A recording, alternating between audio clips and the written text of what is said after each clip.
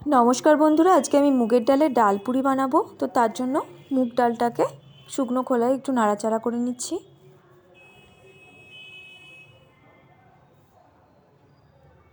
এটা হয়ে গেছে আমাদের।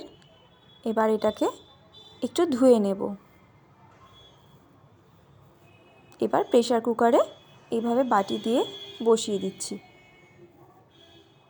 এটা কিছুক্ষণ হতে দেব। এটা হয়ে গেছে বন্ধুরা সেদ্ধ।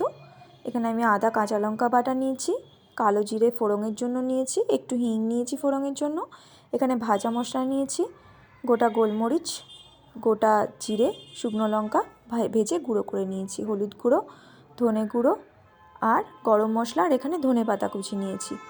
কড়াতে তেল দিয়ে দিয়েছি বন্ধুরা। এবার আমি কালো জিরেটা দিয়ে দিচ্ছি ফোড়নের জন্য। কাঁচা লঙ্কা আদা বাটা দিয়ে দিচ্ছি। এর কাঁচা গন্ধ চলে গেছে। এবার একটু হিং দিয়ে দিচ্ছি বন্ধুরা। এবার ডাল সেদ্ধ যেটা আমরা করেছিলাম সেটা দিয়ে দিচ্ছি। নুন দিয়ে দিচ্ছি পরিমাণ মতো। এবার বাকি মশলাগুলো সমস্ত এর মধ্যে দিয়ে এবার নাড়াচাড়া করে নেব। একটু চিনি দিয়ে দিচ্ছি।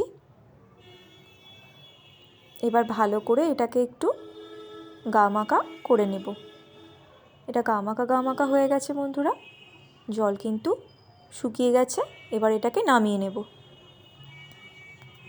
এটা নামিয়ে ঠান্ডা করে নেওয়ার পর আমি এরকমভাবে গুনে গুনে করে রেখেছি। যতগুলো লেচি ততগুলোই কিন্তু আমরা পুর এভাবে রেখেছি। তাহলে হবে কি, কোনোটাতে বেশি কোনোটাতে কম কিন্তু আমাদের যাবে না, পরিমাণটা কিন্তু বুঝতে পারবো।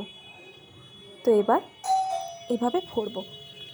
এভাবে একটা একটা করে ভরে নেব। ঠিক এইভাবে ভরে নিয়েছি বন্ধুরা। এভাবে সবগুলোকে তৈরি করে নেব। সব কিন্তু আমাদের তৈরি করা হয়ে গেছে। এবার এগুলোকে বেলে নিয়ে ভেজে নেব। কড়াতে তেল গরম হতে দিয়ে দিয়েছি।